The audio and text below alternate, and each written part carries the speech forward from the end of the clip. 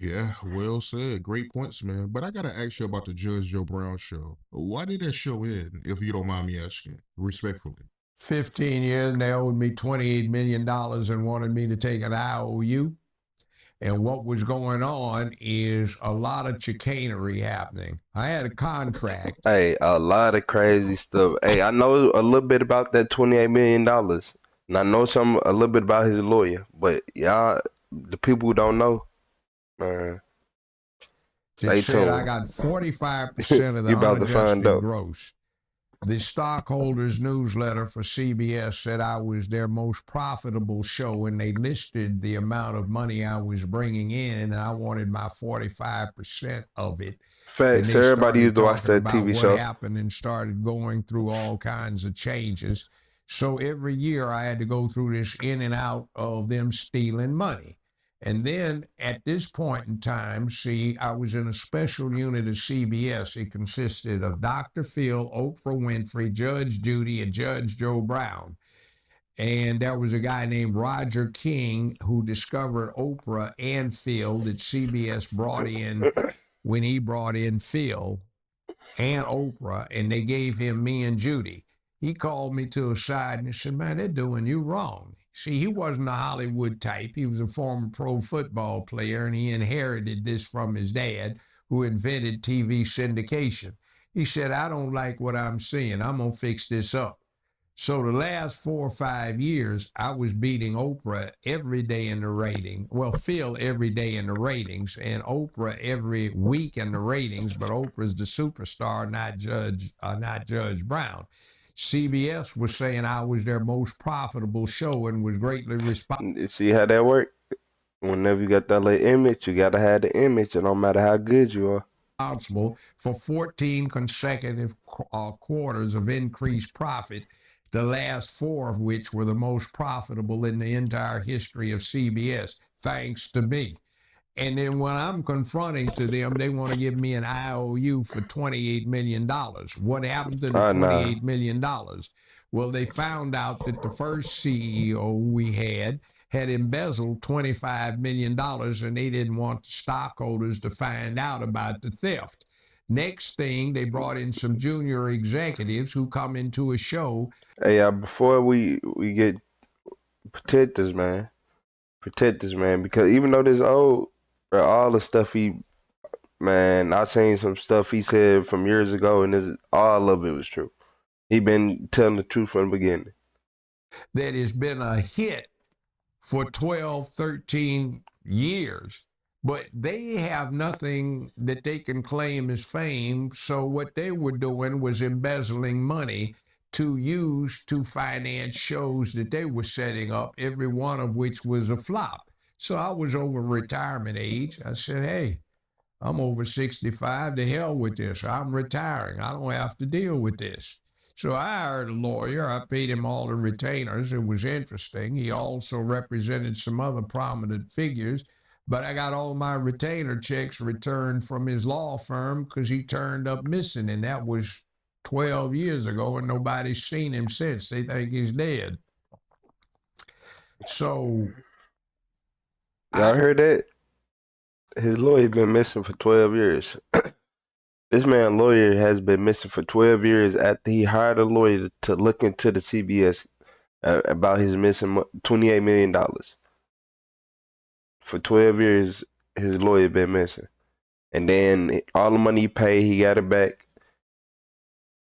I don't like Mission Impossible. What they were doing was diverting money that I was supposed to get a percentage of to finance the distribution for all of the Tom Cruise Mission Impossible movies. It was like, where's my money? So, in order to get your money, you have a contract provision that says you have a right to an independent audit, but the independent audit costs you $150,000 and it takes about 2 years to do. Yeah. That's why we know why so many Mission Impossibles now. That's why they made so many Missions Impossibles, because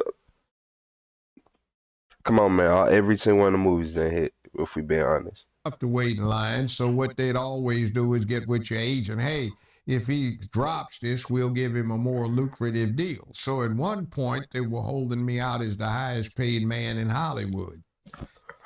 white or black. So I started saying, where's the money?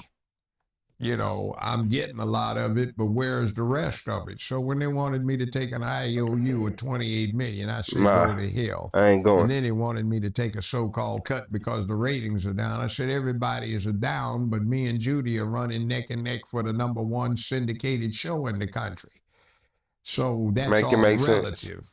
And then coming in third would be Wheel of Fortune. Sometimes it would ramp up so it was beating the both of us. If you beating Wheel of Fortune, it ain't. Come on, man. If you beating Wheel of Fortune, it ain't no argument. You're not arguing nobody who beating the Wheel of Fortune when it comes to the numbers. I'm #1, #2, #3 TV show in America. And I'm getting somebody telling me that we don't know where your money is. Oh, hell no. Oh, no. I'm tired of this. So that's why we left. And then the other thing was they wanted me to push this rainbow stuff. I said, I don't care what you guys do with yourselves. That's your business. But I'm not going to push it. So then they kept trying to sabotage me. And let me tell you, the sabotage was dangerous. I got an offer from Wells Fargo to take 6 mortgages and consolidate them and give me less than 0.5% fixed interest rate. Hell, that's good. Not even 10%, not 6, For not real. 4, but 0.5%. So hell yes. So I filled out the forms. Next thing I know, here's the FBI. What the hell? You made a knowingly false statement on a federal form that asks you, were you now or have you been in the last 5 years subject of a pending lawsuit? Not that I know of. What had happened? 7 times I had been sued along with CBS, and they intercepted the lawsuit and didn't tell me. And they have somebody representing me like I hired them in court, and I don't even know they're doing I heard it. about and that. they're I heard about confessing that too. me to doing something that the state Supreme Court said all of us would go to jail for Wow. if we actually did it.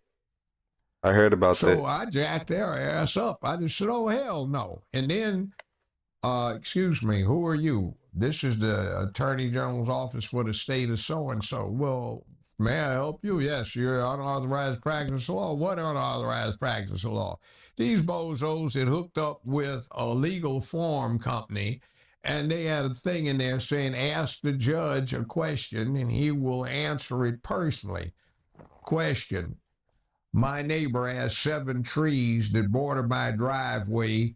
He won't trim them, and they keep dropping branches in my drive. What shall I do? He's always gone on business. Answer. I would ask him politely to move them, and if he doesn't, hire a tree cutting firm and cut his trees down while he's out of town. That's way wrong, and I didn't say it, but somebody's getting me for unauthorized practice of law because these clowns did it in my name. It was dangerous what they'd come up and do, and you didn't know about it. But nah, for real.